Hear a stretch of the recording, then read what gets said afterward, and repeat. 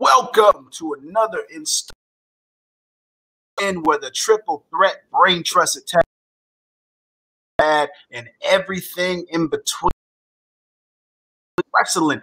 I, of course, am the Dizzle, joined with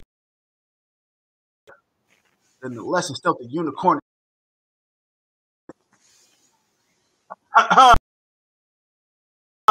Oh, Scoot Maury.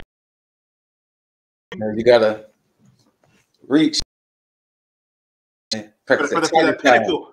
Up there. Get high. Indeed. I know, ladies. Of course, you don't see him, but he will jump earlier. He's not gonna leave you hanging. Rob of the IWC, Jaeger, bombastic. So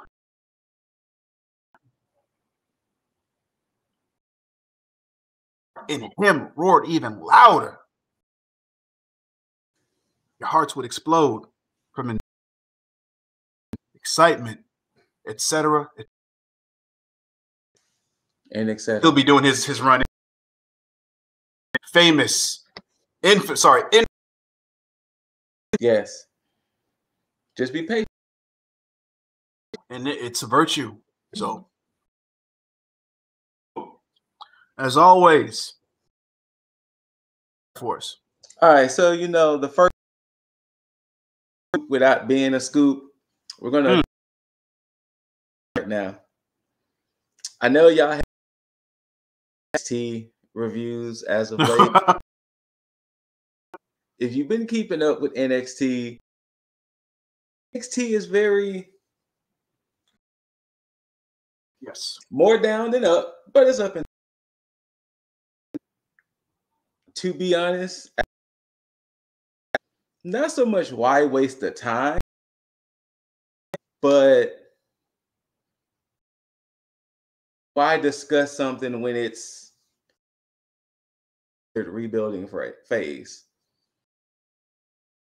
Things to where we're gonna come off, and we don't want to be that way. So you might there. I'm pretty sure, of course, when War Games happen, War Games, but until then, NXT now. So there you go. Because that's probably a better explain that shit, because you're right. Mine would have come off from a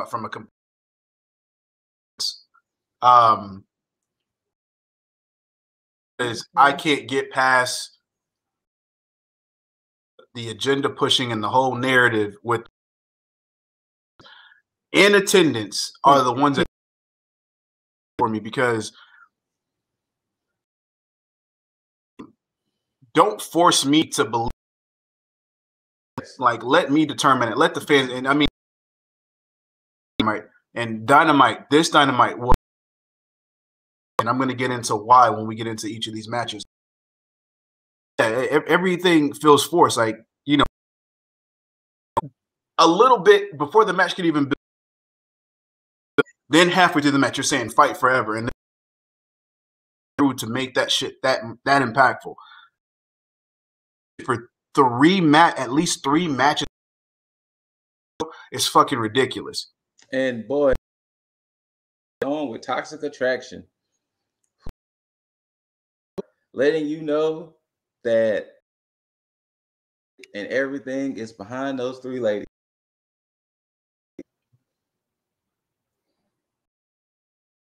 Not deserving, but no. I get plenty of pieces of my mind, so to speak, but become more and more believable to the point to where I'm fine. Women's Tag Team Champions. At least it feels deserved. Mandy Rose been the same. You should have had her have more matches to up She's not a believable champion to me. None of this feels like it's warranted. GG though. Oh yeah, one time for the one time. Yeah, but yeah. So NXT is NXT right now, and that's good. That's bad. You know, in the middle. I would definitely say, what has definitely became a favorite of mine in this new 2.0. Carmelo Hayes. I'm enjoying him. I'm even starting to get a little soft spot for old Trick, but definitely Carmelo has been proven to be an MVP. Yeah, like I said, NXT is in a weird flux right now. It's NXT, but like I said, when we discuss, y'all of course will see it on the channel at some point. Whether I say something, Mills will say something, whether Jaeger say something, NXT will not be forgotten. Yeah. In the words of Sarah, we will remember you. We will. On to some more news. Prime example, people. Talk shit, get it. See, the issue with a lot of people out here, y'all be behind keyboards and your phone screens talking shit, and you don't expect to suffer consequences. But unfortunately, somebody out here in this world showed y'all what happens with consequences. And if you didn't know, Dana's Brooke fiance went to go see somebody who was talking shit about Dana Brooke and allegedly punched this somebody in the face. Huh. Interesting. Yeah. So allegedly, I'm using the word allegedly because has nothing been proven. Allegedly, somebody was talking reckless about Dana Brooke. Dana's fiance allegedly saw these messages. Speaking of, oh, here. I heard Dana Brooke. No, I'm kidding.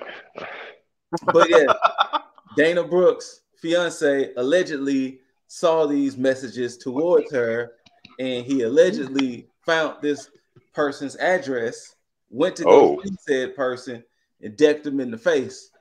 Allegedly. Damn. Allegedly. I'm using allegedly for all of this. So, yeah, talk shit, get hit. For real though. Let y'all know that. Oh, that's who it is. Huh. Yeah. Let y'all know there are consequences in this world for talking shit. What was he exactly saying? I'm sorry, I missed that part. Apparently somebody was talking reckless about Dana Brooke. No. And just on her talents and whatnot. Yeah, and I guess her fiance didn't appreciate it. So he went to go see the person who was talking shit. And I mean, he did what I would have done, man. I mean, he did what a lot of guys would do. Because you motherfuckers out there be talking mad reckless out here on these internets and don't be expecting consequences. And when consequences see you, y'all don't know how to act. Like, hi, my name is Jaeger, and I am consequences. Exactly. That's what I'm saying. Next on the docket, for those who are fans of the popular YouTube channel Up Up Down Down, may have noticed that there hasn't been a video posted on Up Up Down Down since October 15th. So if you're doing it, it's been a solid month. Apparently, there's a bit of a conflict between WWE, Xavier Woods, and the Up Up Down Down creators. Apparently, the Up Up Down Down creators are feeling like WWE is not appreciating what they have with Xavier Woods, so they want WWE to treat Woods a little bit better with this YouTube thing. And I guess it all kind of started when Woods went on ahead and sold Up Up Down Down to WWE, I guess. But apparently the creators don't want to create for the channel until Woods gets better compensation from Up Up Down Down. Yeah. So that's why there hasn't been a video posted in almost a month. Yeah, that's one of the situations that I agree with them on, because this goes back to the shit with WWE trying to basically handcuff all the Twitch channels, all the YouTube channels, just shit like this, to the point to where they're profiting off of something that they have no involvement in. Mm-hmm. And that's the thing. It's like, this shows that these guys and these guys and girls can actually make money outside of WWE with no issues. And that also goes to another issue that's a whole nother conversation with WWE not creating new stars, because it's like they're afraid of certain appeal from people that can, become quote unquote bigger than the company. Well, So, let's go ahead and kind of discuss it, because it's all rolled into one. Because this is basically the major news. So let's go ahead and kind of discuss it. The issue with something like this is everybody in your company is a wrestler. Yes. But they're more than that. How does it feel to know that you have this uber gamer and uber nerd in Xavier Woods, but you want him to be cuffed as just a wrestler? Think about the outreach he could potentially have now being on G4, that he could potentially bring a viewer or 10 from G4 over to watching Raw, SmackDown, or NXT. Yeah. Absolutely. Think about, for instance, Kofi. Kofi being a huge sneakerhead. Kofi could be out there in the world talking to other sneakerheads and be like, oh shit, they got wrestlers who are sneakerheads that could potentially bring in a couple of people over. So you're handcuffing your superstars in ways that you want them to be looked at as a wrestler and only a wrestler. And that's not fair to these individuals who do more than just wrestle. I completely agree with that. I mean, Kenny's a huge gamer, huge nerd, and exactly they are letting him run rampant. I mean, him, Aubrey, I'm missing one, but I mean, they're the ones heading up AEW Games. Hell, almost the whole roster has Twitch pages. Yeah. So yeah, crazy. It's wild. I mean, just like Shotzi being a huge horror movie fan. I'll say that they are letting her do that on her Instagram. Yeah, but I'm just saying, what if she could start linking up with these people? Oh, good. Oh, yeah. She could. I mean, Shotzi wasn't a couple B horror movies. Yes, she was. Yes, she was. And and the tone in Yeager's voice, I know exactly what he's talking about. But yes. If you don't know, you should find out. Indeed. But WWE is just it's in a weird place, man. I don't. Scoots covered the shit about the Survivor Series. It's just all of it's fucking weird. I commented on it on my opinions on how I felt about it. I left it at that. But look, I'm gonna tell you how bad it's gotten. Boss, shout out to Cosmic Boss of the Less Than Stealthy Ninjas. He hit me up on our stream yesterday because apparently Kotaku has written an article saying more than 70 WWE employees have been released this year. And he hit me up like, what is going on over there? And yesterday on the stream, I kind of explained to him what's kind of going on. So obviously, if a well-popular gaming website is kind of like, hey, what's going on in WWE, guys? Obviously, something is starting to be a little wrong here. How did he react when you told him budget cuts? It was kind of like, Aranya, shout out to Aranya. She was on the stream too, and they were both like bullshit. Like bullshit. And then I was like, because I basically broke down and tell them it's not the fact of them releasing the talent that has people upset. It's the fact that they wasted these people's years. Yep. That really has the more people upset, that these people could have been doing other things and you wasted 3 to 5 years of their career and did nothing with them. So, but yeah, in unison, basically, they was like, yeah, this sounds like bullshit, especially to be called a budget cut. So, which is crazy to me, and especially in terms of contracts, because ROH basically they're ending in what I believe it's March is when everything will pretty much be done, and they released everybody from their contracts without any fucking like wait time, whatever. They're free to do whatever they want ASAP. Just because I didn't realize that Sinclair Broadcasting was in huge debt, and that's what it really comes down to. Yeah. But you know, and to basically kind of bring it back with the Woods thing, you know, here it is. This guy has built this channel almost single-handedly. Like, he invited people to see the wrestlers in a different light.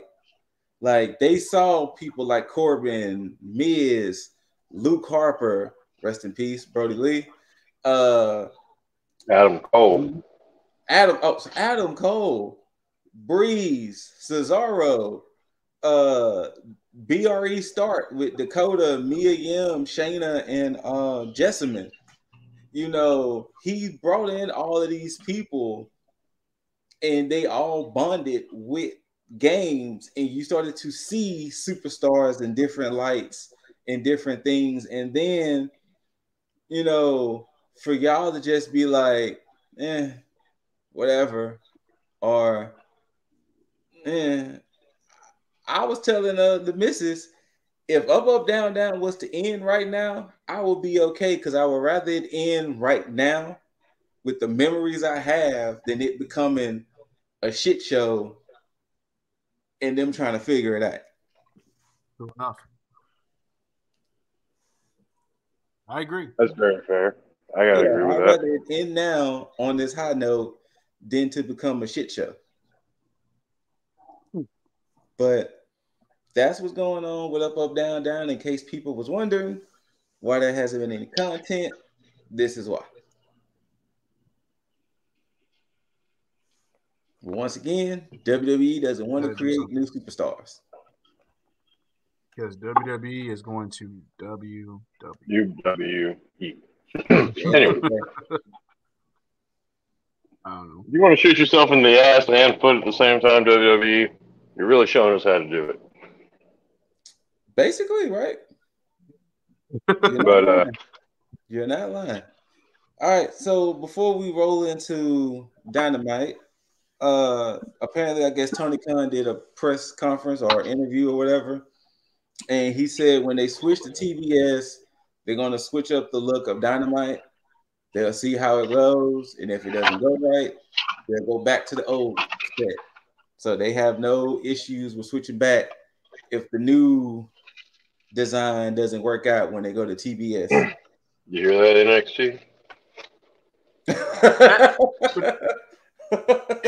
And that's a dope shit about AEW Tony Khan, because the thing about them is that they're not afraid to try shit. They're not afraid to take risk, because they can always go back. I think with WWE and all that, with Vince, I think there's so much pride and ego with them not wanting to basically take steps back or admit that, you know, they were wrong at doing this or trying this. They didn't work out well. They just silently kill shit and not really admit it. But Tony Khan goes up and says, you know what, hey, we'll try this. If it doesn't work, all right, cool, no problem. We were wrong in this. And there's the thing about Tony Khan that I love so much, is the fact that there's so much accountability on his end, to the point to where you respect him so much more. And it's like, hey, if he fails, okay, there's no egg on his face. He just, hey, he tried it. Yeah. This is how to run a wrestling company, as far as I'm concerned.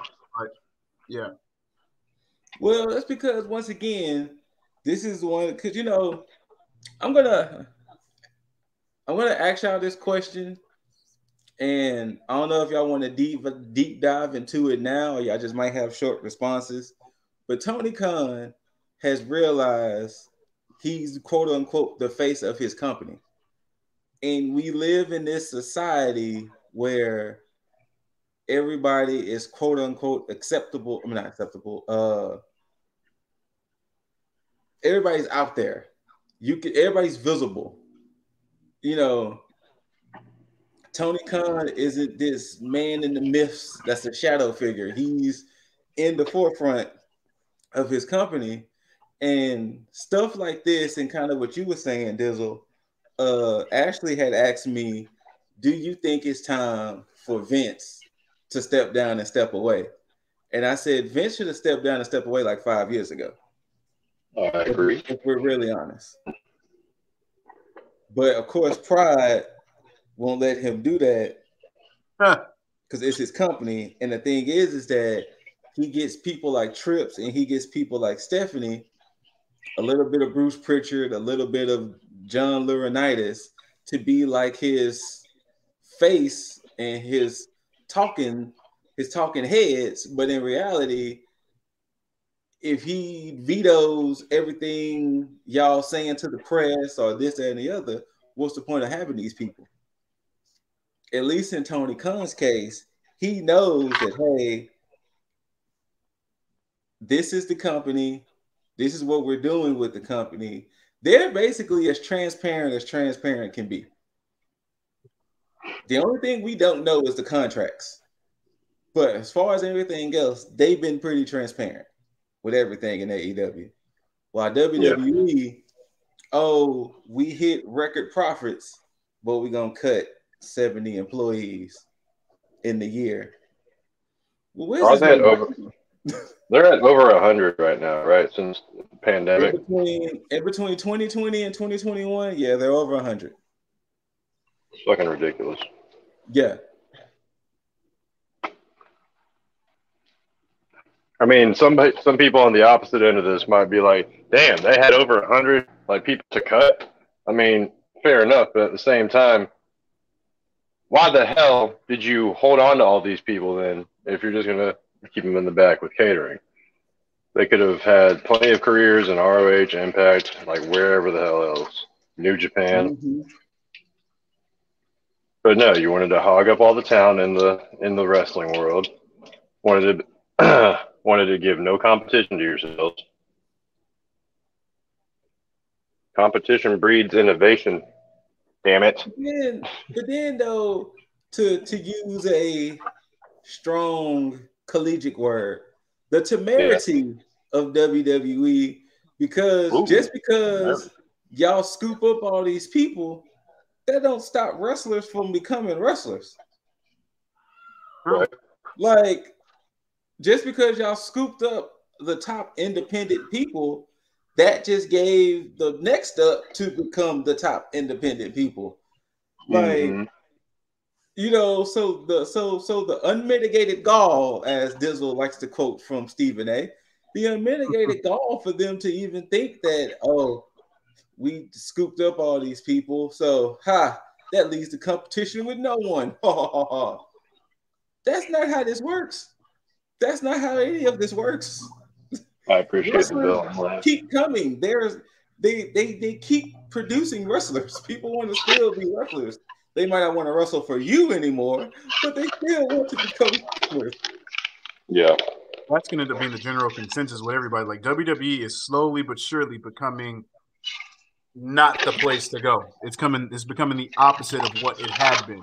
Because WWE used to be the promised land, you know, for everybody to go to just to, you know, be on a WrestleMania card.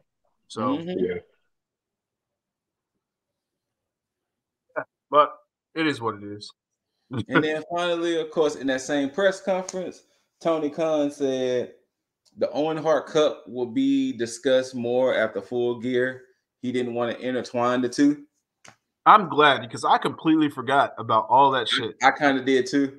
But apparently after Full Gear, more announcements of the Owen Hart Cup, because apparently I guess they want to make it more bigger and more grander. So I guess after maybe next week or the week after, we'll hear more details on the Owen Hart Cup. So there we go with the news. So we can roll into Dynamite. Sure. Well, and that's a good thing about about the whole planning thing with AEW is that there's actually things in the pipeline because they're actually there's no spur of the moment shit. You know, there's always a plan at hand. So yeah, Queen's Crown tournament. I mean, sometimes the plan gets leaked on Reddit, but Survivor Series. No, I was talking about Tony Khan's piece of paper. Well, yeah, I know that. I'm just saying, just because of the bullshit. But yeah, I mean, there's a part of me that's like Tony Khan meant to do that shit. And even in that, that was still kind of like I leaked the card in a sense, but you still gonna watch? Still come watch it. Yeah, you're damn right. You motherfuckers will still be there.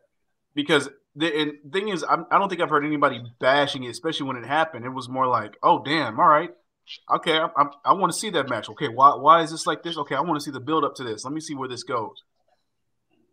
Yeah. So the only thing we didn't get was what was it? CM Punk and Wardlow. I don't think that would have made sense anyway, but you know. No, but CM Punk and Eddie Kingston is a lot better.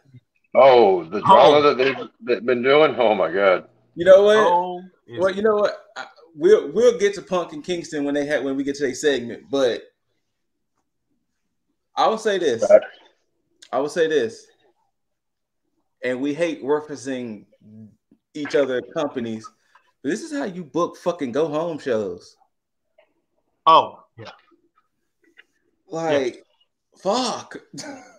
It's not that hard. It's really not. Hell, this is how you book a fucking pay-per-view. It's really not that hard. Every show. Here's the thing. Every show, and this is a 2-hour show, every show has led up to something Full Gear related. Even if it's had matches that didn't have anything to do with Full Gear, just like this week's Dynamite, they were able to construct everything in a complete show and a go-home show all in one. Raw has 3 hours and still can't manage to do that shit for some odd reason. Did you watch? No, that's a funny question. No, sorry, no. I watched Raw Monday because morbid curiosity. I don't understand. Spending your time better on elevation. Sorry, I don't understand why is the show 3 hours. It's 3 hours of literally the same thing. Literally. Ooh, I got it.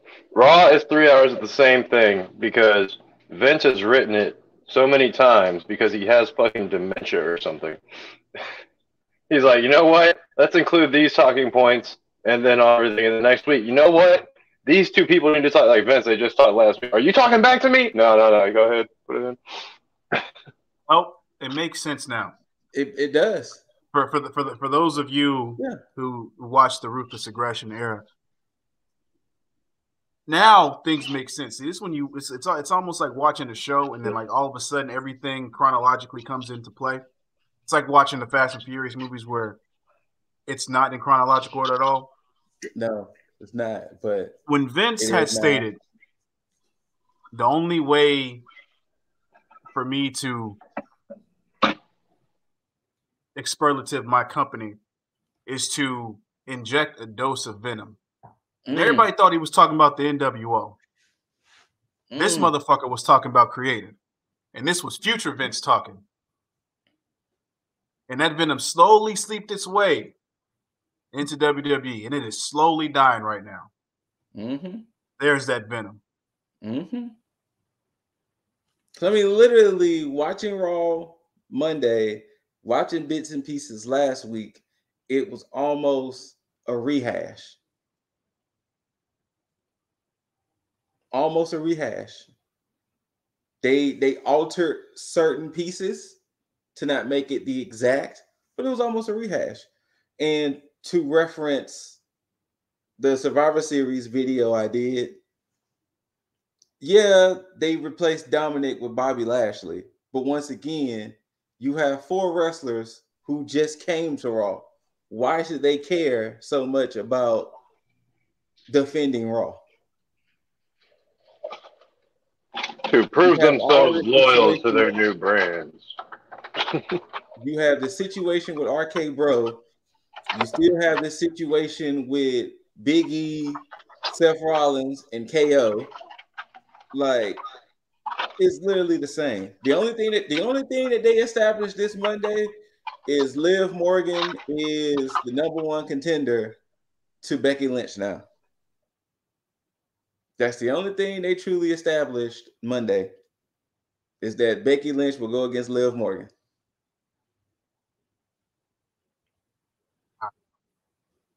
But sorry, we're not on that.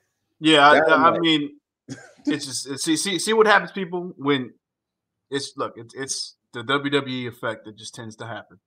But a good show though. AEW Dynamite started off with some fucking wrestling. Bryan Danielson versus motherfucking Rocky. Jaeger, how are you feeling about the Best Friends being part of the Chaos stable? I mean, it makes sense because Trent was already part of Chaos. To see that they're expanding, though, gives me like a little glimmer in my eye about the Forbidden Door opening a little bit further. Yeah, I was more surprised that Rocky was wrestling because I did not see the announcement for that. Speaking of Rocky working because he was on Dynamite yesterday and he's on Impact tonight. Bam! Doing that Chaos recruiting, I think. Possibly. So officially, Best Friends is Cassidy, Trent, Chuck, Yuta, and Statlander. Yeah. They have a shirt now showing all their skulls. So now we have another stable within AEW with the Best Friends. Which, I mean, I'm not mad at. No. They play their part. They're not overdoing anything really. I mean, they need to stop fucking around with the Hardy family office, but that's a whole nother story. You know what? I'm pretty sure that was Scoot's favorite part of the show. You know what? I'm sure it was. I appreciate y'all. I got to dip. I gotta go. But Ashley did tell me apparently Brie Bella had a tweet and delete because she basically tweeted, "This is the happiest I've seen Brian in a long time." Yikes. And now the funny part is, like what Ashley said, we don't know what he could be talking about. She could be talking about the fact that he has 2 kids. But of course, everybody immediately went to the fact that he's in AEW. And let's face it, Brian is having him a hell of a time in AEW. Yeah. He on a farewell tour. Yes, he is. That was something I read though, is that he might finish whenever this contract of his finishes with AEW. I can see that. I could see it too, but there's a part of me that doubts it, depending on how everything. Like, if he goes through these 3 years and he wrestles everybody that there is to wrestle on his list, then yeah, I can see him kind of finishing it up. But there's a part of me with Minoru Suzuki, like, I'm pretty sure there's a few NJPW people like Okada, maybe Tanahashi, maybe who else? Maybe Naito, maybe a few others here and there, but I'm pretty sure this might be it for BD when it's all said and done with. I mean, let's see, he's 40 now, so he'll be 43 by the time his contract ends. I'm gonna do the same. I'm gonna say the same thing for him that I said for Brady. I said for Brady back in 2016 that I was giving Brady 2 more years. Look where he at now. Right. I give Bryan Danielson 2 more years after that. So you're saying 45? Okay. 45 to 46. So, well, if he's going to wrestle Tanahashi, he's got to do it quick, man, because I think Tanahashi himself is like 45. I think older, maybe. Speaking of Tanahashi, congratulations to Kenta for getting that belt up off of Tanahashi. So he's finally the U.S. champ. 44. Okay. He's been seeking that belt for the longest, and he finally got it. Oh, wait. Nope. Jaeger, sorry. You're right. He's going to be 45 in like 2 days. So, yeah. Shit. I don't know, but you got to remember, though, people in NJPW wrestle for a minute. So forever. So it might still happen. True. But yes, this was a very solid match. I'm loving Danielson. I'm loving Danielson's aggressiveness he's showing in the ring. Yeah. This is why I'm so anticipating this match with him and Miro Saturday, because aggressive BD is an amazing BD. That's what I love about this feud between these two, is because there is a huge contrast between these two. Like, you have Bryan Danielson, who is going in, like, every chance he can get is going in the ring and wrestling whoever he can. And you have Miro brooding, taking his spots, wrestling when he needs to wrestle. I mean, while we're here, we can go ahead and discuss it. Brian won, of course. The people he did. Brian won. Just for Rocky Romero with the running sliced bread, fucking love it. Yes, that was beautiful. Let's go ahead and get into that promo. Miro straight told that man, "You might not see your wife again." So no. What he said, and that's why I love the way he ended this shit. He said, "You may have to say goodbye to your wife. You might say goodbye to your wife." That's what it was. So I can say hello to mine. I was like getting chills on it now. His promo game on this shit is fucking crazy. That's why, honestly, I really want to know why do they not, are the handcuffs so tight in WWE? Man, promo Y'all game. could have got this Miro or Rusev. True. He was there. If you were a watcher of Up, Up, Down, Down, all of his personality was on Up, Up, Down, Down. But when they got him to the ring, it was like, oh, here's the Bulgarian brute Rusev. Because he tried to show the personality with Rusev Day with Aiden English. People ain't really fucking with y'all. They just making fun of y'all. Motherfucker, what? people don't make fun and buy t-shirts. Hold on, wait. The Lily doll. People bought that shit. They might have been fucking with that. To be honest, they might have been fucking with it. But I don't understand. Y'all had this Miro. Y'all had this guy in y'all's company, and you just let it fade away. But hey, I'm glad he is in the position he's in today. Oh, absolutely. You know what? Rusev had to walk so Miro could run. Yes. Yes. Good shit, yeah. Like, I'll just leave it at that. Man has a way with words. He does. He's the heartthrob for a reason. Let him whisper some sweet nothings in your ear.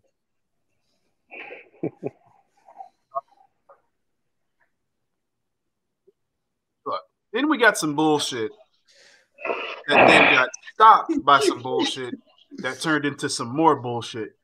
Oh, man. So Inner Circle's coming out, and I was like, okay, so we're about to get some bullshit. All right, I don't know what we're about to get, whatever. Fam.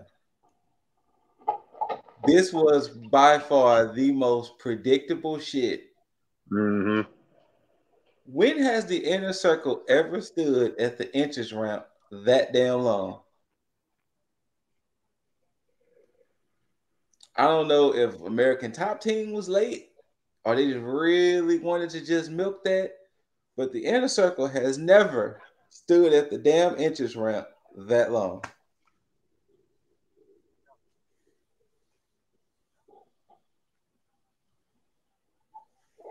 They didn't even do it for their like reunion episode. Exactly.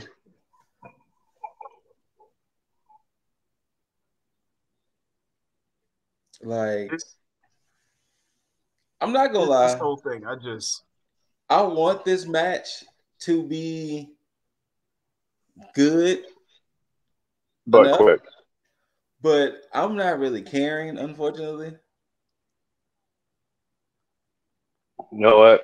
I'll go ahead and say it. This is going to be my piss break match. It possibly could be. I don't want it to be. Mainly because I don't want Inner Circle in another match that I just don't give a shit about. Mm-hmm. That's one of my main issues. So yeah. So Also, I was good.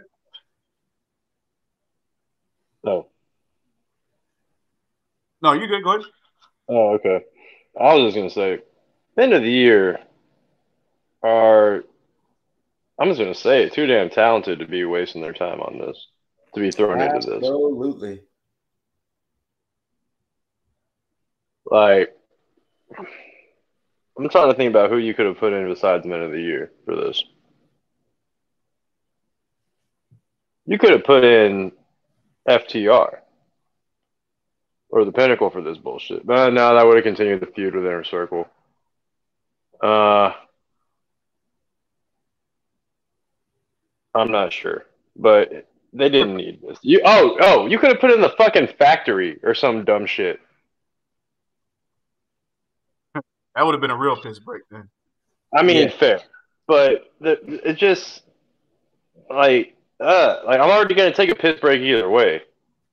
Damn. I'm sorry, but I mean, I'm gonna be honest. This is probably this match. Unfortunately, the only thing I feel is going to save this match for me that is under Street Fight rules. Yeah, but this match on this pay-per-view is as parallel as to Paul White versus QT Marshall on the last pay-per-view.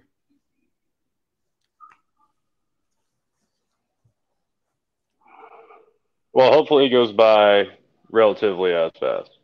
And I hate saying that about Men of the Year, Guevara, Hager, Proud and Powerful.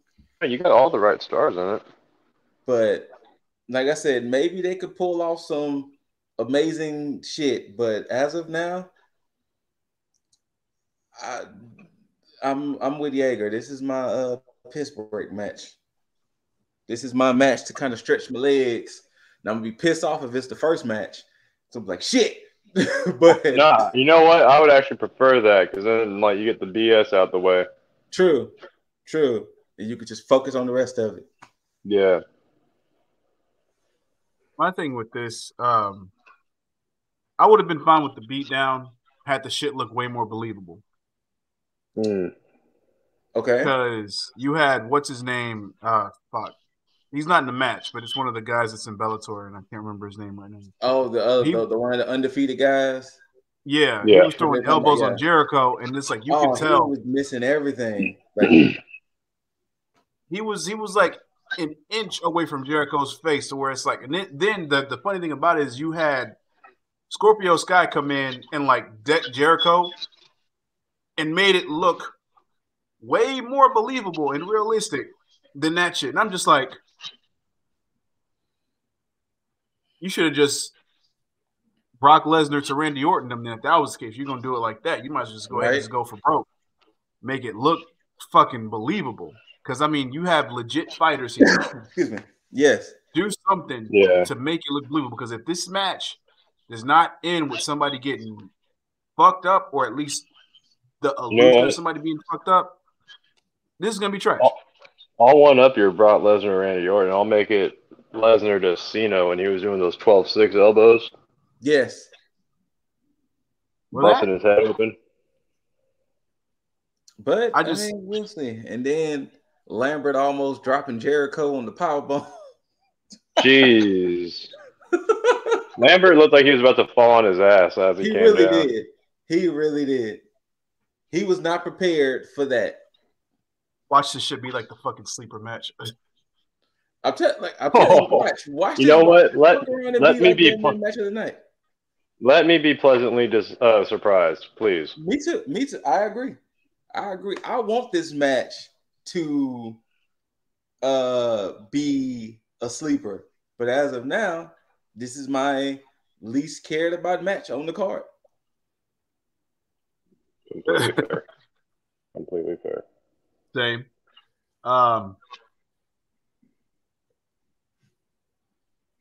Cheeks forever. Cheeks forever. This match, of course, had Team DMD. It was cheeks on both sides. This was just the cheekiest match you could get. Good old Jamie Can't Hater against Gripping Leather and a J. Brazilian Booty Ty Conti, a.k.a. Cheeks for Weeks. And Tootsie Rosa. Cheeks forever. Cheeks forever.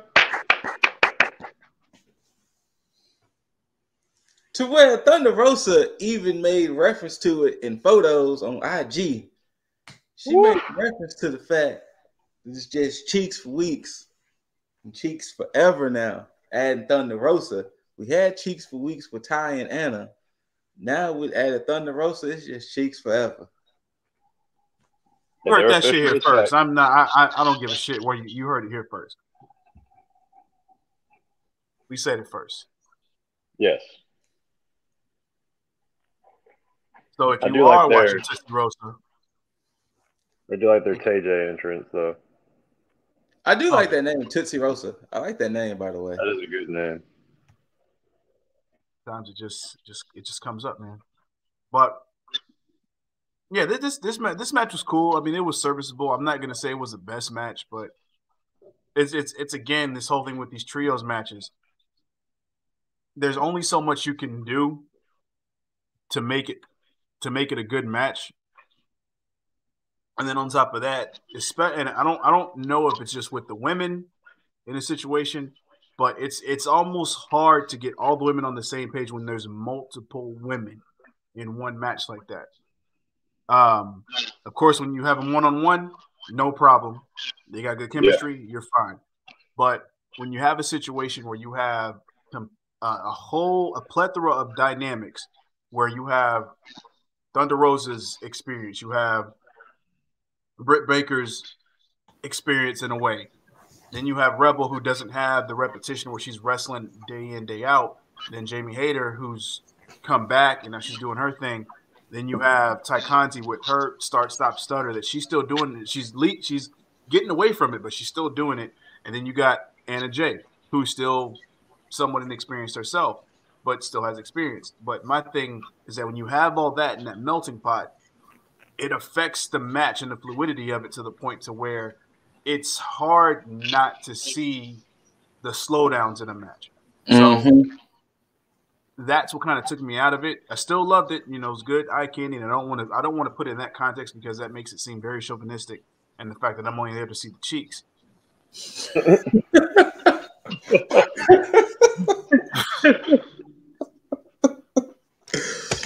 That's good. But this match was still good, and it served a good thing at the end because it made Ty Conti look credible because it made Britt Baker was serviceable at this endpoint because she ran away from Ty, making her seem credible, like a credible challenger to her title. So I'm not mad at that. So we'll see what happens with that. I don't know if y'all have anything to say on all the cheek action that we had. I think you got it. Cool. Well, speaking of Gripping Leather, Jungle Boy, Jungle Man, because he's getting bearded up, getting the hair and all that. Yeah. He is. He took on Anthony Bowens of the Acclaim, and Got a nice little reference to Anna J on there. Mm-hmm. He says you leave your girl around 7 guys. I mean, Bones wasn't wrong though. For the longest time, I thought Anna and Stu were like messing around. I'm gonna There say was this. a part of me that thought that too. I'm gonna say this. I don't know how y'all feel personally, but I'm gonna say this. If I'm ranking tag teams in AEW, the Acclaim is easily in my top 3 right now. Oh yeah. Oh, no question. Easily. No question. Like, I am loving Caster and his raps. I'm loving Bowens and his intensity. I just wish they stopped losing so much, but hey, it's part of the plan. But yes, I am loving the Acclaim. Loving these guys. I want more for them as well, and I think they're in this low point where they're just being entertaining and having matches here and there. I mean, they're showcasing well. I mean, Anthony Bowens definitely did not look bad in this match. Not at all. He looked aggressive. He looked like he could have beat Jungle Boy. Mm-hmm. No problem there. But again, outside of the showcasing of all this, this was still meant for a bigger deal because then after the match, go ahead. I'm glad you kind of said this too. This is another reason why I'm loving AEW the way they do their go home show. You didn't have Jungle Boy, you didn't have Ty and Britt, you didn't have Danielson, and every time they keep saying, I'm surprised they keep wrestling, knowing they have matches Saturday. They keep emphasizing the fact that, hey, do you really want to do this knowing you have a high profile match Saturday? Do you really want to expend your energy? Do you really want to? I'm surprised they booked these matches. It's little nuances like that. Because here it is, Jungle Boy along with Luchasaurus and Christian going against the Super Click, got a damn Falls Count Anywhere match. So it's like Bones could have been beating the shit out of Jungle Boy, and then here it is, Jungle Boy has to go in, beat the fuck up Saturdays, just like how we should see Inner Circle beat the fuck up going into Saturday against ATT. So there's another little nuances I like with AEW. And here's the crazy thing about it too is that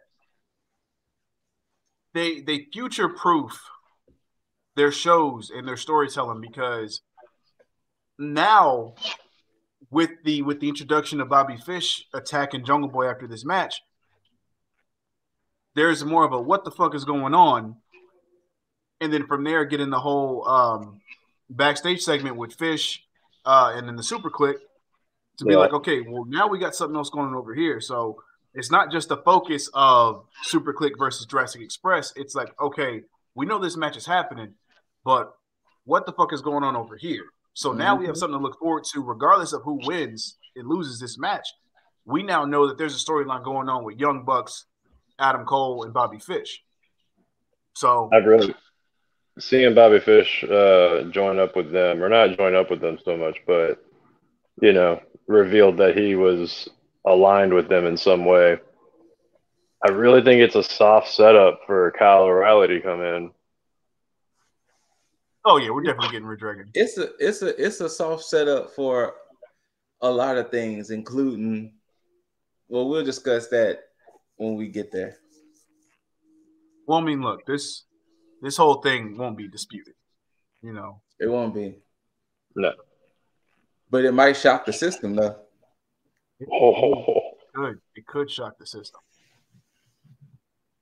That'll be one era for the ages. But it is what it is. From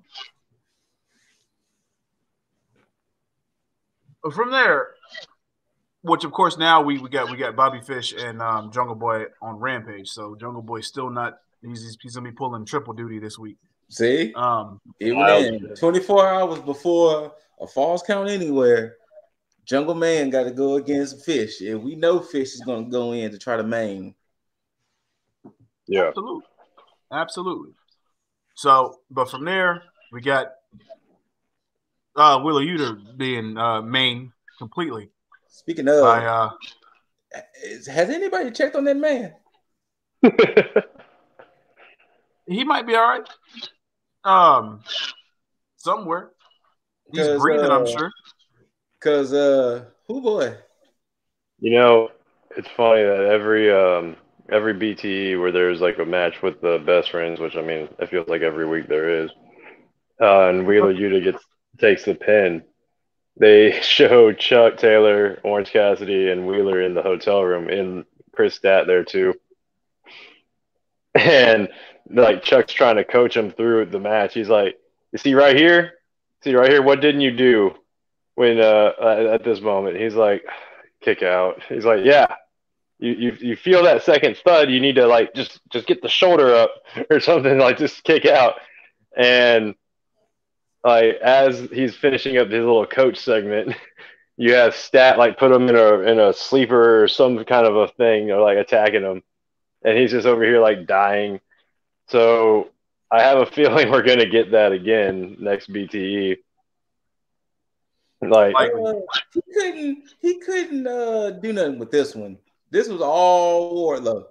yeah, that was all war. Like, Let's not take away from what the whole thing was about this, because there was somebody that was in the crowd. This was all about. There was one Matt Hardy, the CEO of the HFO. Scoop. See, I mean, look, Scoop can't show his excitement on screen because he's so happy that Matt Hardy is actually on TV. Right now, he is jumping for joy. He is, I mean, look. My mic is still on. No, I just don't want to be seen with my face.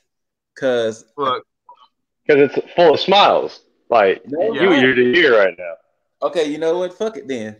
Fuck shit. It. Go ahead and discuss this bullshit that we keep seeing. Go ahead. Basically, I mean, go ahead, man. HFO came in and they jumped on best friends, and so now we're gonna get Hardy and Cassidy at, I think, what, Rampage? That's it, I think. Wait, so we're getting Hardy and Cassidy again? Yeah. Oh, okay. So, yeah, that's about it. Don't do the WWE thing. And how Private Party is still in the fucking top 5 is beyond me. They haven't seen any time in a while, but I guess that's okay because then that just keeps their record solid. That's crazy. But whatever. Got the wins. Hey, wins and losses matter, man. But speaking of tags, to a nice ass fucking tag match. Okay. Matt Sydal, Lee Moriarty versus Dante Martin and Leo Rush. This might have been match of the night. And see, just like how we discussed before, guess who got the wrestling bug bit back into him? For real though. Oh yeah. I knew it was gonna happen. That's the thing about Leo Rush that I enjoy, because the fact that he is so short in stature, but his in-ring. Wait. Hardy and Orange Cassidy is a lumberjack match. Oh yeah, that's what it is. Lumberjack match. Yeah, it's probably gonna be the HFO and then the best friends around the ring. Which that would make sense for a lumberjack match, but I don't want all the random AEW wrestlers around the ring. I want just HFO and best friends. Leave it at that. You know, when I would first watch lumberjack matches and they pretty much cleared the locker room to fill the ringside, I thought that was a little cool because then you'd get like people, like random feuds be readdressed throughout the match, but that element's not here. That's when lumberjack matches made fucking sense in WWE. Well, I'm sorry, in WWF at the time, because you know, yeah, it made sense, you know, because it wasn't something that you saw all the fucking time. And then it's just used as a fucking throwaway match. It's like, you know what? Fuck it. We need to do something with all those people in catering. Hey, guys, go out there, have a lumberjack match so the creative team can go and have lunch right now because you guys are taking up all the spots. That's all it was.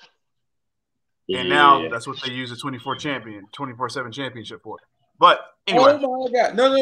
No. Monday. Oh shit. Oh. Was there a lumberjack match? 24/7 championship match between Reggie and Drake Maverick. Truth and his brigade started to come down to the ring with his refs. Truth and I forgot who it was starts to get attacked by the Hurt Business, Shelton and Cedric for some crazy reason. Drake rolls up. Reggie becomes the new 24/7 champion. So Reggie walks in champion. Drake gets the title. Drake then gets rolled up by Tozawa. So Tozawa is new 24/7 champion. Tozawa then gets rolled up by Corey Graves. Corey Graves is now new champion. Saxton rolls up Corey Graves. Saxton is now champion. Two of these are commentators. Yes. Okay. Who rolled up Saxton? Somebody rolled up Saxton, became 24/7 champion, ran back in the ring to get hit by Reggie. Reggie is now the new 24/7 champion again. So 7 people. 7 title switches with the 24/7 championship in the span of like 3 minutes. What?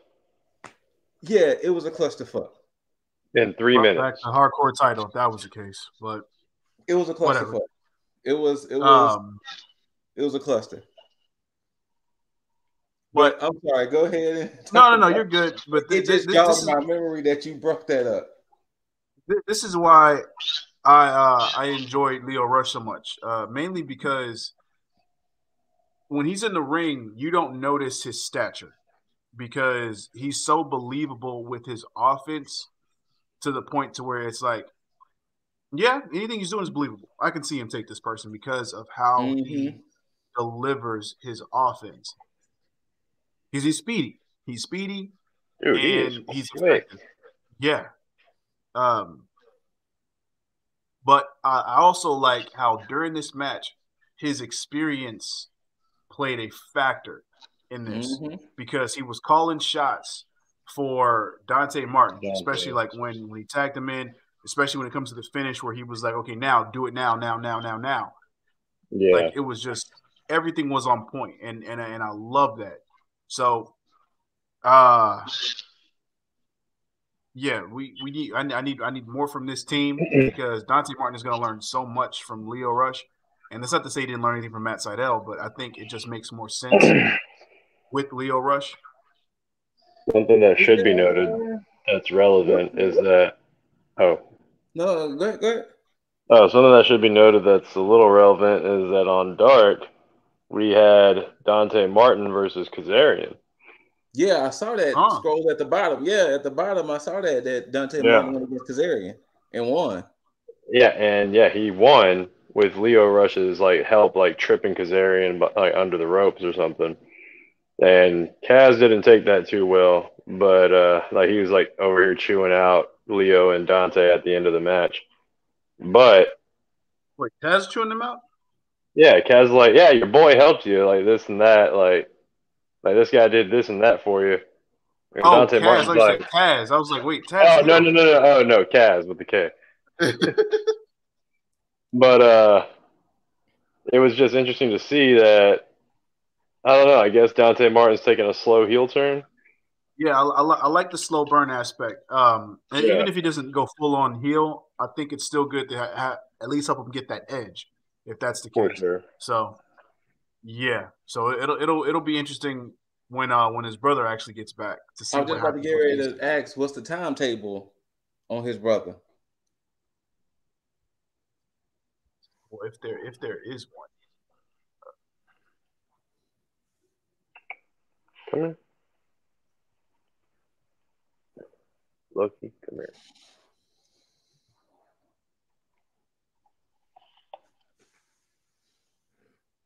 Because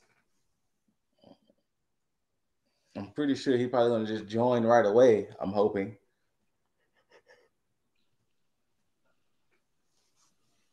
I don't know. I'd kind of like to see his brother come back and be like, "The fuck are you doing?" I'm pretty sure that's probably how it's gonna start off for a little bit, and then his brother gonna come around and. Yeah, I would kind of like to see it being like a dramatic turn though. Like he's gonna be out there, and then something's gonna happen where he ends up turning on the face, whoever Dante's facing. Mm-hmm. Oh yeah, never mind. He won't be back till next year. So he was out for 12 months, and this is back in April. So Damn. What happened to him again? ACL. Oh Shit. yeah, he hurt. Okay. Yeah, that's Dunzo. Excuse me. Yeah, he hurt. Stone Cold Steve Austin yeah. hurt. He'll be back though. He'll be back. He Oh, got plenty of time. Yeah. He's still The young. one thing I was intrigued on, what was that move Leo was trying to do when he was sitting on the turnbuckle and Dante was behind him? I guess he was gonna jump off of Dante. Like I Get was some trying to extra figure height. out what move they were trying to do with that before it got interrupted. Because I would have loved to see what was going on with that one. I assume whatever it was, yeah. Maybe It would have probably been something nice. Who knows? Maybe a shooting star. From there, get an interesting match. Bastard Pack versus Dax Harwood. Oh, I love the very beginning of this match. See, I missed the beginning. Oh, it was a whole bunch of just technical shit, just them going toe to toe and shit, and then you get that whole thing where they're just going move for move, and then they stand up, they shut in the crowd, just goes crazy. The crowd was chanting, "This is wrestling." Yes, which it is, because that chant was warranted, just like every chant for every match on this show was warranted. Not the bullshit where you have to. There's a difference with NXT, and NXT 2.0 with how there's no denying it. They are being coerced into chanting certain things. Absolutely. Because there's just no way that you just have these robotic chants of "This is awesome," "Fight forever," shit that's just not deserving of certain matches. This is the difference between the two crowds. These crowds were almost like a New Japan crowd where they don't have to give too much noise for a fucking match. They're sitting actually watching the matches and giving the appropriate noise for when it's warranted. Yeah. So that way it makes more sense. And the good thing about that is that you never get that fan burnout because everybody's they're involved and they're invested into the match. And then just like when you have the beginning of where Pac and Dax Harwood were going back and forth, and they finally get up to stare at each other, the fans appreciate it, and then they chant, "This is wrestling," because it is. Because you have a primarily tag team wrestler in Dax Harwood, and of course you have an amazing professional wrestler in Pac going toe to toe. Mm-hmm. Because in most cases you wouldn't expect this. If you have a premier single star going against, one half of a tag team, you wouldn't expect these matches. You would expect the single star to go over on, the one half of the tag team because of the fact that it's a tag team wrestler. Mm-hmm. It's not supposed to be treated like that. Even though they're in a tag team, they're still individual wrestlers, and that's how it should be treated. So was it in this match where commentary was like, in order to be a great tag wrestler, you have to be like a greater singles wrestler or something like that? I believe so. And it makes sense. Yeah. It make that statement make sense. Because usually a lot of great tag teams can usually hold their own WWE, But a lot of great tag teams can wrestle by themselves. They don't have to necessarily be strictly in tag matches. Yep. Correct. But throughout this, I mean, of course, there's another match. Good match that was meant for a setup. And I'm glad that because AEW is doing better at these types of matches where they may be a throwaway match, quote unquote, that leads into that's meant for a setup for something else. But at least they're giving us good matches in these setup matches for something else. And of course, Dex Harwood tapped out to Pac. Of course, you get Cash Wheeler coming in to help with the beatdown on Pac, but then the lights go out. And then you get, when the lights come back on, Andrade, Malachi Black, standing next to Dax and Cash over Pac. This is the third time that this running a lot of people that this quartet has been together. All right, so I'm going to read you something right quick. Right now, House of Black is just a name for the fan base. He thought about adding people in. The first person he mentioned was Abaddon, saying that it would be great to help her create a foundation and get established. He then went on to mention Butcher, Blade, and Brody King. They would actually make fucking sense. So oh my God.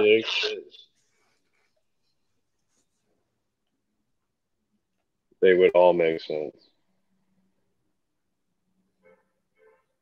Oh my God. It would be so much better paired with Black than they would with HFO.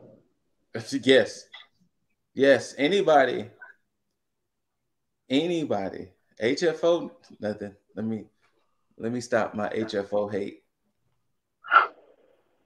But HFO can FOH. This is interesting. Discussing the potentials of House of Black because not thinking because I never once considered Butcher and Blade because Me neither. They're so not in House of Black, but damn, I want them out of the HFO so bad.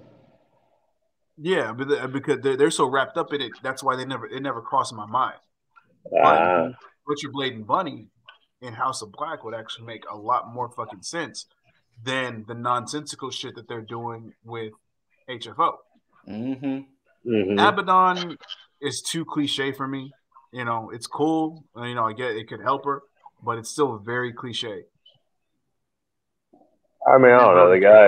The guy runs around in a mask and, I mean, beautiful entrance, but has a mask with antlers all around it, which kind of gives me like Wiccan or witchy vibes. So I can see Abaddon fitting in, not necessarily.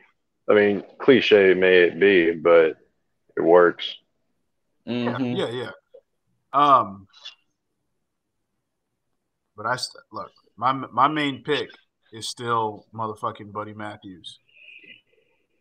I thought that's what it was going to be with the whole vignette because it seemed like some MCU type shit where you think of Mox breaking out and then you have the whole thing with Malachi Black being cross-examined basically, and then you have Buddy Matthews like in the fucking cell and shit, and I'm like, yo, this are they building towards something? Like, cause look, I don't know who's doing the fucking production for these fucking vignettes, but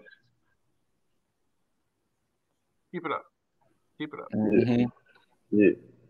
But yeah, this is what has me interested for Full Gear because I don't know what's going on with these four individuals. Well, and Tully, of course. But I don't know. But of course, the funniest thing in the show happened during this segment because you had Lucha Brothers come out to save Pac. Of course, their third leg in Death Triangle. But the funniest part was when you had Alex A running down with the tag titles behind them. Right? Oh, I'm like, bro, why you got the tag titles? You don't Not need only that. that, not only that, but he ran out there as if he was gonna get in there and do something. Like that was even the funnier part. Like he ran out there like he was gonna go out there and do something. Nah, and then you had a good old Shield entrance. Oh yeah, I forgot Cody came out. Jesus, I completely. It's and it's funny because it's because he came out through the crowd that I was like, oh, that's interesting, but it's the fact that he came out through the crowd and it completely left my mind. But he came in and he went straight for Malachi, obviously, but I don't know. My feelings toward him have drastically changed over the past few months. mine stayed the same. It just mine's been the same since the Homelander entrance against I think so. Go-Go. I think the whole him and the Go-Go thing might have started to change some things for me, and I just don't know how to feel about. I just want. What city were they in where he got booed so heavily? But Because I'm on par with that crowd. Nothing against Cody, but damn, man, like change your direction. Mm-hmm. I mean, look, something's gonna happen with Cody. I think again, there's so many storylines that's going on that I think he's waiting for that moment to just hit them hard with something because I don't know. Keep away. I'm pretty sure. No. I'm pretty. Something's gonna happen after Full Gear. I don't think we're gonna see anything at Full Gear pertaining to Cody, unless it's something that causes them to lose. If that's the case, then maybe. But we'll see. But for the main event segment, contract signing. Yeah, Hangman, Adam Page, and Kenny Omega. I missed a lot of this.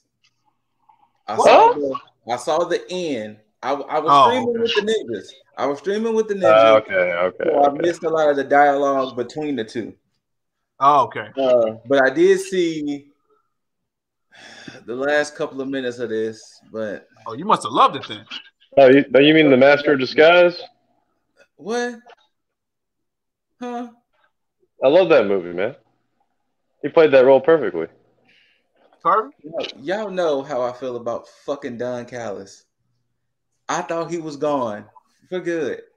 That means he did his job. Yeah, he addressed that. He sat there. Y'all got it. He was pulling. Look, y'all got it. You see him in that ebony black drip? I mean, fuck this man. Nuh-uh, I'm back. This man. Hold on. I'm back. Fuck that. No. That ebony black, man. Come on. It was too predictable because there's never been a cameraman to be in the ring like that. And I was like, it's fucking Don Callis. Nah, man. But here's the thing. This man, he's an on-screen character. He humbled himself to do cameraman work. That right there. He even put on a mustache, a goatee. Yep. This is almost as bad as my no face, no case situation, guys. Letting y'all know that. This is almost in the same parallels as the no face. So then you are admitting that the assailants that jumped Darby Allin. There was no face, no case. Once again. Well, then if you're going to say there was no face, no case, then you cannot deny the drip of Don Callis. The fuck I can. Oh, I can. But what was some of the dialogue said between Kenny O and Hangman?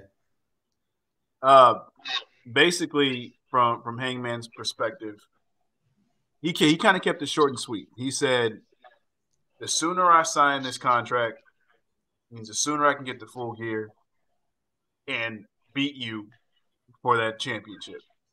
Signed it. Okay. That was it. And then I went over to Kenny. He sat there and he kind of just wavered for a little bit, pretended like he was going to sign, didn't sign, and finally got on the mic and he said, basically, to paraphrase, from him and the Bucks, they seen so much in him. They wanted so much more for him, and he talks They were about willing to give it to him. Mm-hmm. Like, That's but he why just didn't, he wants, like, even when he wanted to turn their back on them, they still wanted to take him in. And you talk so much about being a cowboy and this and this and this. You said you got to get back on that horse, when you fall off. It's like, but that's not what happened. See, every time you fell, we were the ones that were picking you up and putting you on that horse. And it's like, so, and then Hangman went back and said, yeah, I remember when they had that match at Full Gear last year. Mm-hmm. Said he stood over his body. He said, I'm proud of you. Yeah. And the way that Hangman took it was more condescending and snarky than actually genuine. And what was it? If I remember correctly, he said something like, "I realized then that you weren't saying you're proud of me to like cheer me up or like bring me or bring me back up from the loss. You're telling me that you're proud of me because you're scared of me and you're worried about me achieving the status that you have."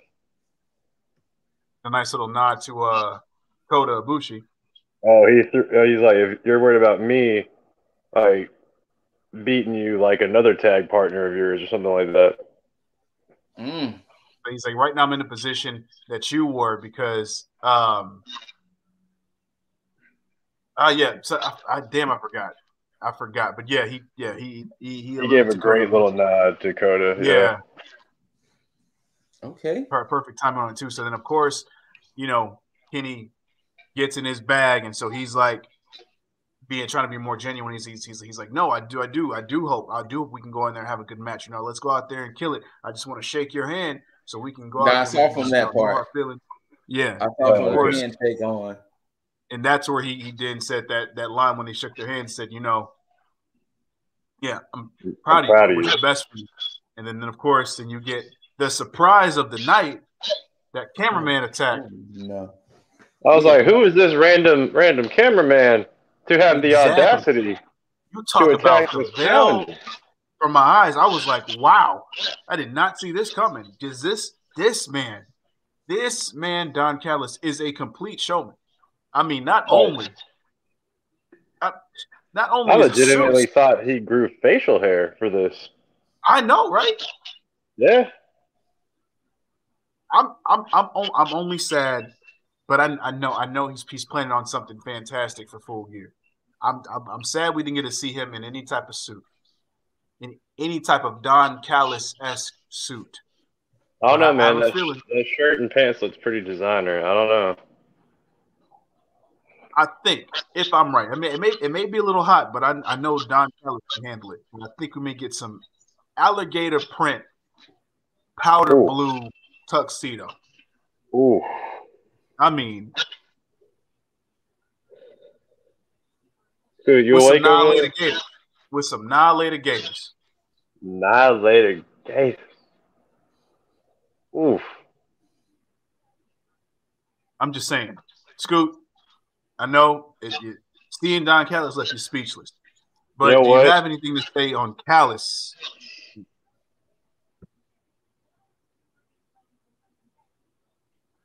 Oh, he's asleep. I think he passed out from the excitement. You know how they do at Michael Jackson concerts?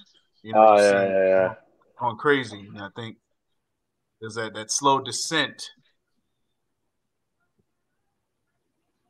Yeah, it looks like that's what might have happened. It's going to be all right, Scoot. That man is going to be. He's going to be.